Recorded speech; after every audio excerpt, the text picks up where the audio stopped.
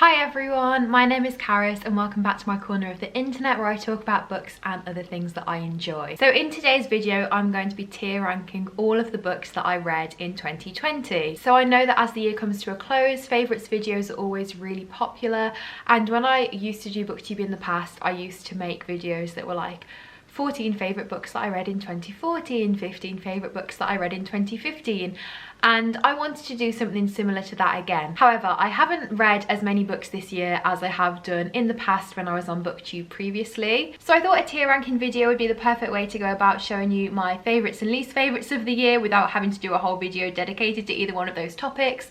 I also just love tier ranking videos. The most popular video that I've done this year is my tier ranking all the Jacqueline Wilson books that I've read video, and I really enjoyed filming that.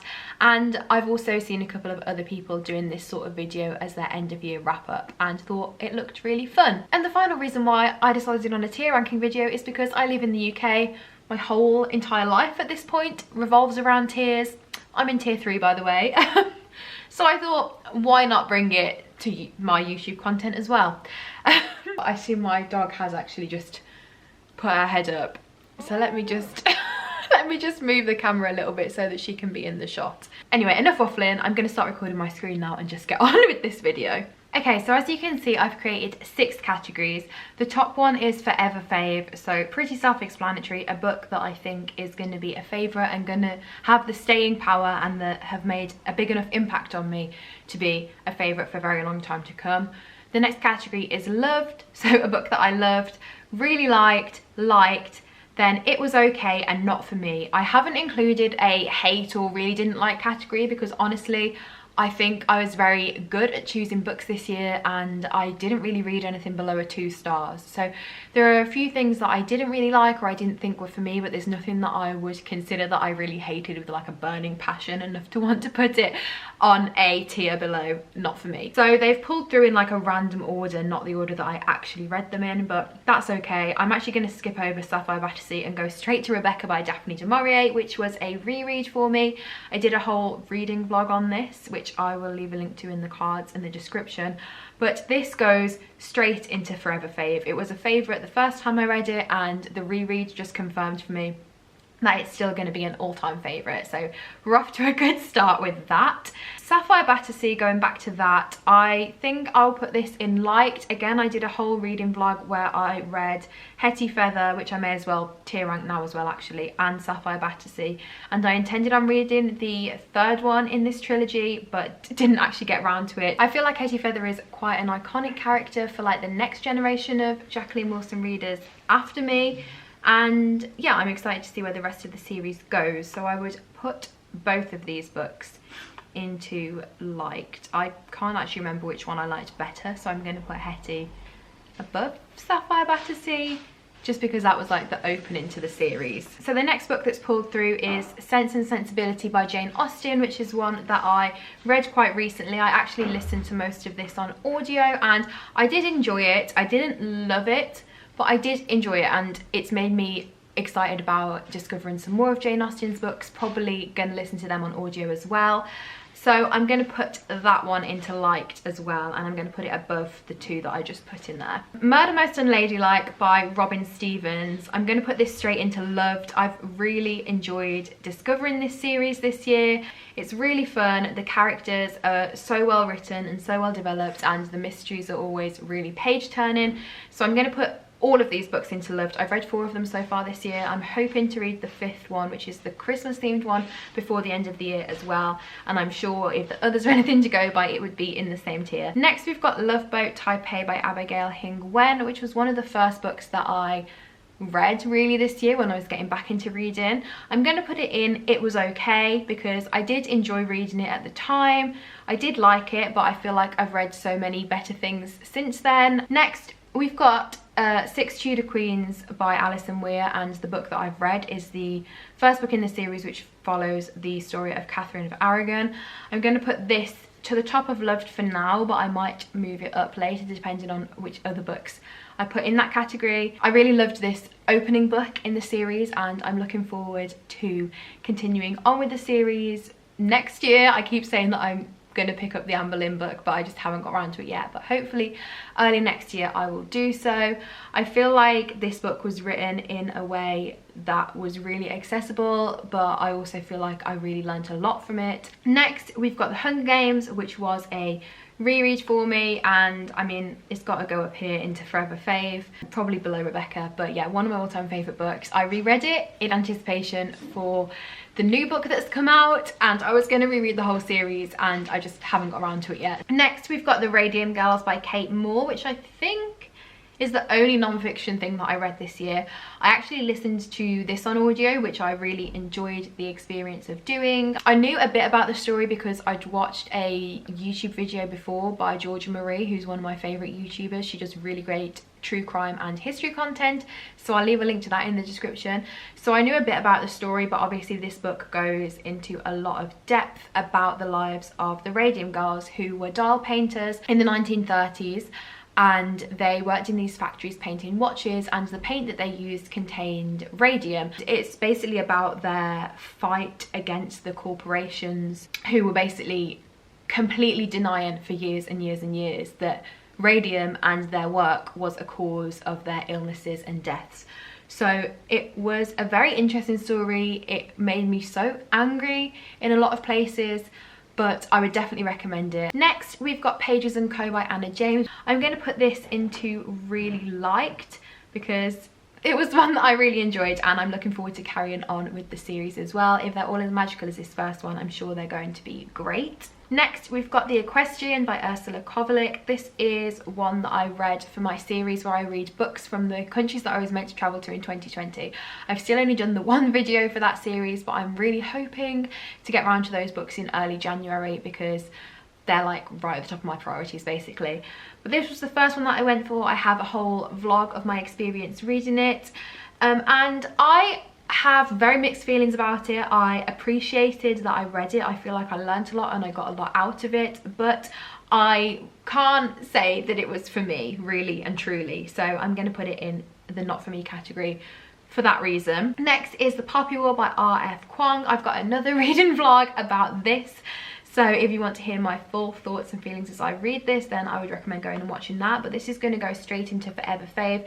It was such a shock for me that I enjoyed a fantasy book so much after years of just not reading fantasy, but I really loved it, and I really want to finish the series in 2021. Next is The Love and Lies of Rukshan Ali by Sabine Khan. This is going to go in not for me as well. This is probably one of the only 2-star books that I rated this year, but there was just something about it that I didn't really enjoy. I think it was the writing style. The actual story itself I think is quite important, so I would recommend people read it for that reason, but I just couldn't connect with the characters or the way that it was written. I don't know if it's the time of year when I read it, because I think I started it at like the beginning of March and then eventually finished it in May.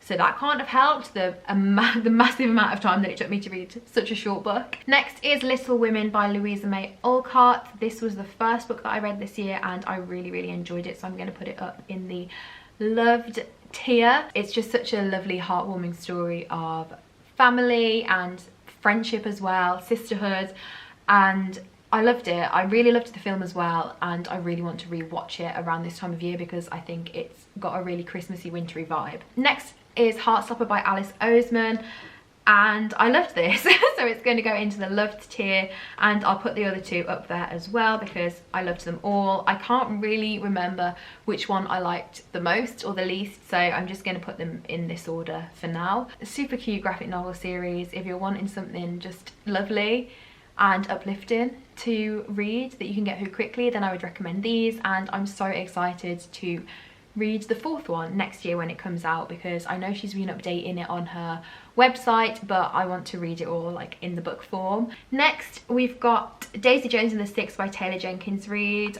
This is going to go in loved as well. I listened to this on audio and I would definitely recommend that if you're going to go into this book. Next is Loveless by Alice Oseman. I'm going to put this into really liked. I read this in August, which was the month where I really picked up my reading again, and it was just so nice to discover a new Alice Oseman book again, although it wasn't my absolute favourite. Radio Silence is still my favourite. I still did really enjoy it. I think Alice Oseman, the one thing she does really well is portray being like a young person. So the setting, the university setting in this, I could relate to that a lot, and a lot of experiences from my own time at university. I feel like it portrayed that really well. Next, I've got Pretending by Holly Bourne, which I think I gave a good rating to at the time, but the more I think about it, the more I'm like, I don't know, I get bad vibes from it.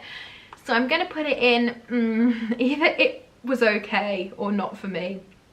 I'm gonna put it at the bottom of it was okay. I think the time that I read it in April, and I hadn't read anything since Little Women other than probably like half of the Love and Lies of Rukhsana Ali, and I think I was just so happy to have finished a book. I probably would have given anything a good rating, and I wasn't really analysing it or like thinking about it properly, because especially at the time with everything that was going on and what still is going on.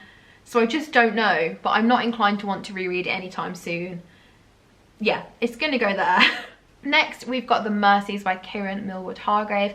This is going to go up in forever fave. I loved this book so much. I think it's my favourite book that I've read so far this year, other than my reread of Rebecca, and I have hardly heard anyone speak about it other than Lily from Lily Eleanor Reads. So I would just recommend people go and check this out, because I want more people to have read it so that I can talk about it with more people.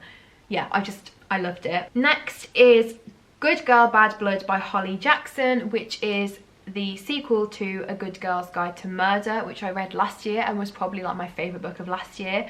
I'm going to put this in loved near the top, because I didn't like it as much as the first book, but I did still really enjoy it. I just had such a fun time with this book trying to guess what happened, and I got some of it right and I was really impressed with myself. I also buddy read this with Rhiannon from Welsh Reader, which was just such a lovely experience. Next, we've got The Guest List by Lucy Foley. I read this recently and talked about it in my November wrap up. I'm going to put it down here because I don't know, I didn't hate it, but it just wasn't as good as I thought it was going to be, and I really didn't like a lot of the characters. So compared to some of the other murder mysteries and thrillers that I've talked about in this video, it just doesn't deserve to go any higher. Next is Cemetery Boys by Aiden Thomas. I loved this so much. It's going to go up in forever faves. I just can't wait to see what other books Aiden Thomas brings out in the future. This was just